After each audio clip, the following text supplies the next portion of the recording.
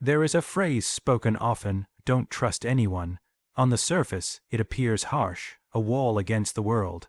But if you look deeper, it is not a statement of fear. It is a summons to awaken.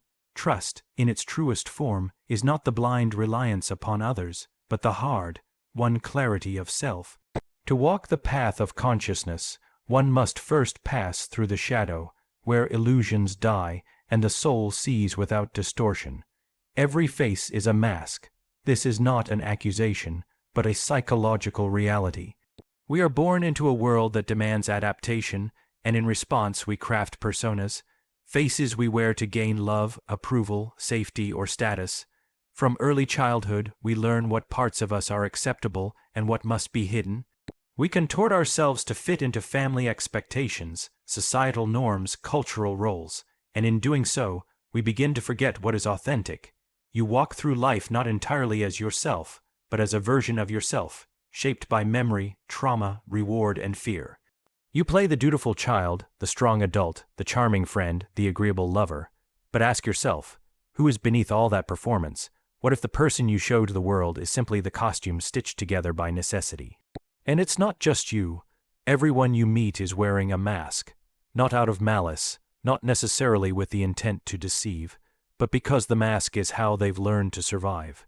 The confident executive may be hiding a fragile, unloved boy. The nurturing mother may be silencing decades of rage. The spiritual teacher may be suppressing a dark hunger for control. What you see is rarely what is, and yet we so often give our trust based on the surface. We believe the mask and then suffer when reality breaks through it. To understand this is not to become paranoid. It is to become aware. Awareness is the first step toward clarity. When you accept that every face is a kind of mask, including your own, you begin to listen differently. You no longer take every smile as truth, every kind word as a promise, every appearance as substance. You learn to watch for what is not said, to feel the tension between the lines, to sense when someone is acting from their wound rather than their essence. The tragedy is not that people wear masks. The tragedy is that they do not know they are wearing them, and so they are ruled by them.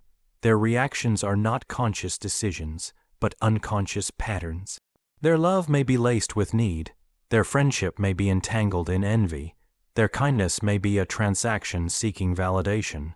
And if you trust the mask without seeing what lies beneath, you will eventually be betrayed, not by malice, but by ignorance. True vision requires the courage to question even your own reflection. Are you living from your essence, or are you playing a role written by someone else? Do you trust others because they've earned it, or because you are desperate to believe in something comforting? To say every face is a mask is not to call the world false. It is to point out that truth lives beneath the surface, and it is only by stripping away illusion that you can begin to relate to others not as actors, but as souls. But that journey begins within. Until you face your own mask and learn who you truly are, you will never see anyone else clearly. And in such blindness, trust is not love. It is a gamble. There is a hidden presence within every human being, a presence that operates in silence, yet governs our thoughts, reactions, and decisions more than we dare admit. It is not the part of ourselves we show to the world. It is the part we hide, suppress, or refuse to acknowledge. This is the shadow, not evil in itself, but unknown, unconscious, and therefore dangerous. It holds everything we have pushed away, the rage we deny, the envy we disown, the desires we've labeled shameful, the pain we never processed. Most people live their lives unaware of this inner realm. They believe they are entirely conscious, rational, in control. They believe they are good, moral, right. But beneath that self-image is a different reality, a battlefield of unacknowledged drives, fears, and primitive instincts. And because it is not seen, it rules. The shadow does not ask for permission. It emerges in moments of stress, in slips of the tongue, in projections, in irrational anger, in sudden coldness or cruelty we cannot explain.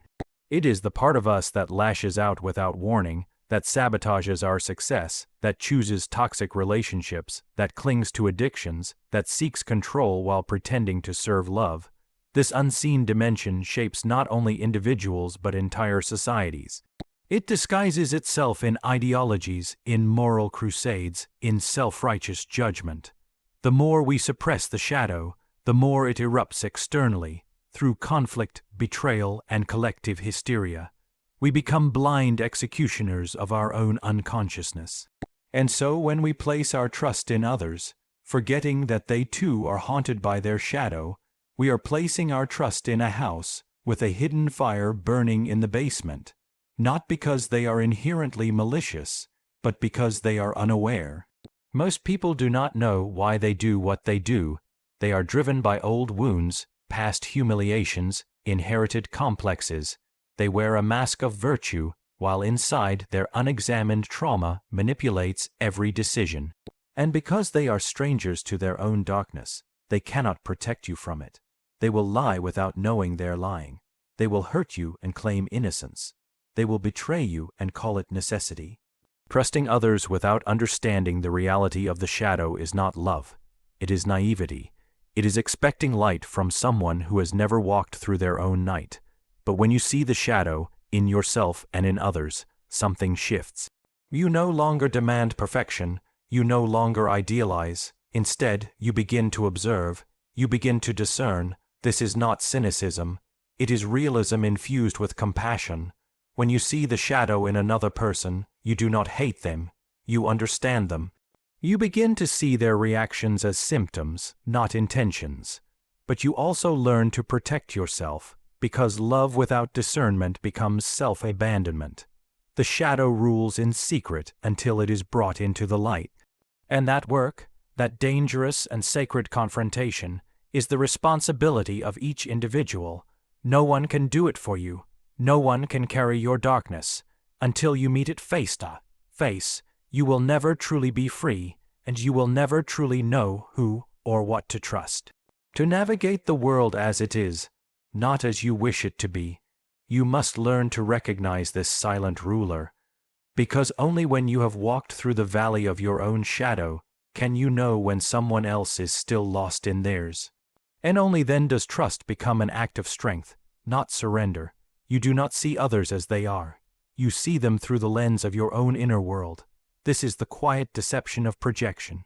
It is not a deliberate lie, but a psychological mechanism that shapes your entire experience of reality. You project your unresolved emotions, hidden desires, and denied fears onto others without knowing you are doing it. In truth, what you love or hate in someone else often has little to do with them, and everything to do with you.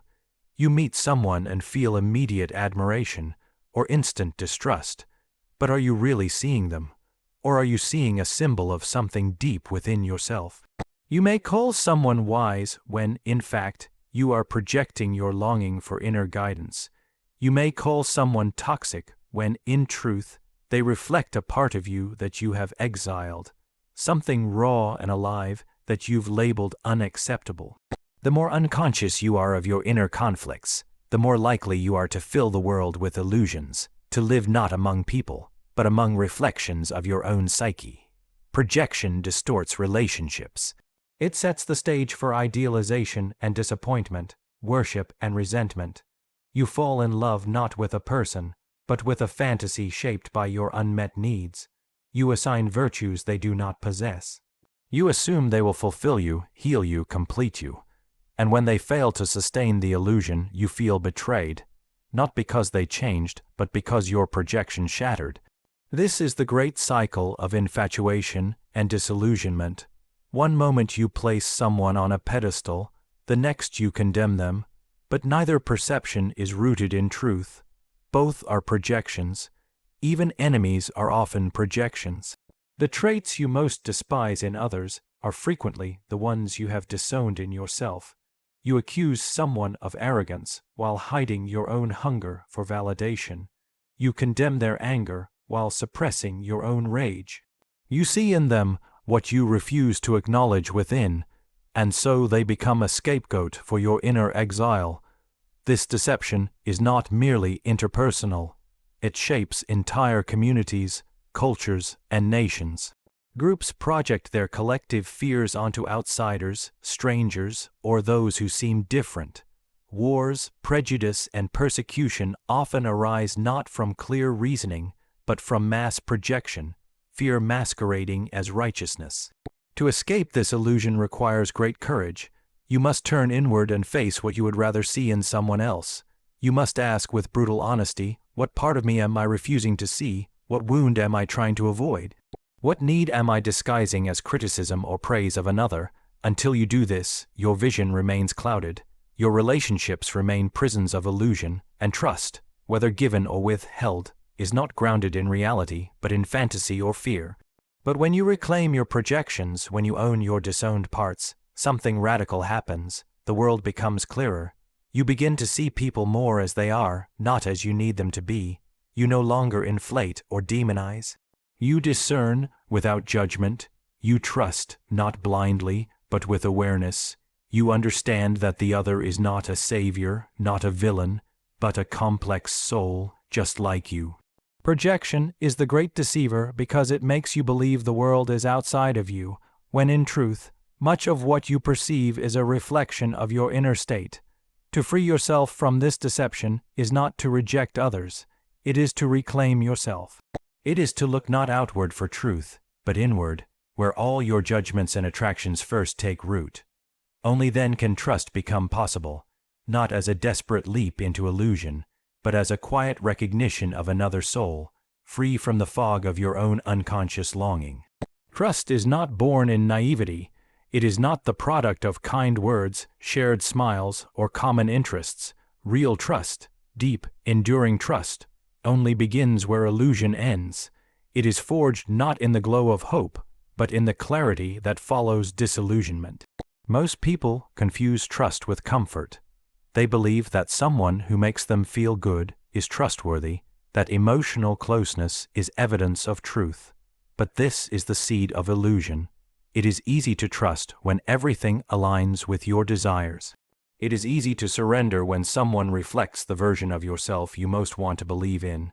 But this trust is shallow because it has not yet been tested by reality. Illusion is seductive. It tells you that people are what they appear to be. It allows you to live in the safety of assumption. You think you know someone. You think you understand their intentions, their heart, their character. But what you know is often your projection, your ideal, your hope. And when the illusion cracks, when you see their contradiction, their shadow, their failure, you feel betrayed. Yet the betrayal is not always theirs. It is often the betrayal of your own fantasy collapsing. It is only after this collapse, after the disillusionment, that the possibility of true trust appears, because now you are no longer trusting a fantasy. You are beginning to see the human being, flawed, complex, contradictory. Now the question is no longer, can I trust them to be who I want them to be, but rather, can I trust them as they are? Can I navigate the full truth of this person without needing to reshape it into comfort? Real trust is a spiritual act of discernment. It requires that you have seen your own illusions and broken them, that you no longer need perfection, performance, or promises, that you no longer place the burden of your healing on someone else's shoulders.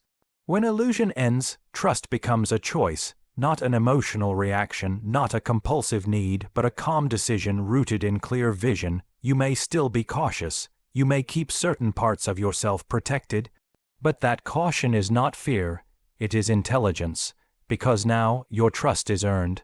It is built through consistent behavior, through truth revealed over time, through the courage to see and be seen fully, and it flows in both directions. You are no longer trying to be liked. You are trying to be real, and you invite the same from others. This kind of trust is rare because few are willing to confront illusion. Most would rather live in the comfort of false certainty than in the discomfort of truth. But those who do the inner work, who face their shadows, who dissolve their projections, who break their addiction to the mask can begin to build relationships founded not on need, but on mutual recognition. When illusion ends, what remains is not bitterness, but clarity. You see the world more soberly. You see people more honestly. And from this grounded place, you can begin to build something real, trust that is not fragile, not based on fantasy, but rooted in the strength of two souls who have nothing to hide and nothing to prove. It is not trust that is dangerous. It is the illusion we confuse for trust. And once that illusion is gone, trust becomes sacred because it is no longer a veil. It is a mirror in which both you and the other are seen in full light. And in that light, there is room for truth, and in truth, there is the possibility of something enduring. There is a place within you that no one can enter. It is not a fortress built from fear, nor is it the absence of love. It is the center of your being, the sacred solitude of the soul. To live wisely is to come to terms with the truth that no matter how deeply you are known or loved, the final burden of existence, of choice, of meaning, must be carried alone, and it is not a tragedy. It is a liberation. We are taught to seek connection as if it will save us, to find someone who will complete us, who will understand every fragment, who will make the weight of life bearable. This is a beautiful illusion, but an illusion nonetheless. No matter how intimate a relationship becomes, there are inner battles no one else can fight for you. There are crossroads only you can walk. There are questions that echo in the chambers of your heart that no voice outside of you can answer. When you forget this, you give your soul away in fragments. You begin to rely on others for validation, for direction, for identity. You become afraid to make a move unless it's affirmed by someone else. You look to partners, friends, mentors, even ideologies to carry what only your inner self is meant to bear. And when these people inevitably fail you, or when they simply cannot meet you in the depths you seek, you feel betrayed, not because they wronged you, but because you abandoned the one place that was always meant to hold you, your own inner ground. To stand alone does not mean to be isolated or cold. It means to root your sense of self in something deeper than external approval. It means to face your pain without demanding someone else fix it. It means to hold your joy without needing it to be witnessed. It means you do not collapse when others withdraw, because your center does not live in them. It lives in you. This sacred solitude is where true strength is born. When you accept that no one can truly complete you, you stop demanding the impossible from others. You allow them to be human, flawed, limited, transient, and you allow yourself to be free, free to grow, free to choose, free to love not from need but from wholeness. Ironically, it is only when the soul learns to stand alone that it can enter into deep relationship. Because then, you are no longer entering with the hope of being saved. You are not placing the burden of your worth on another's affection. You are meeting them from a place of inner fullness, and only then can love be real, not possession, not dependence, but communion between two sovereign beings. You will still need others. We all do. We need reflection, companionship, shared laughter and warmth. But we do not need others to complete us. We need them to walk with us, side by side, not as crutches but as companions. And when the time comes, when life asks something of you that no one else can carry, you will not collapse.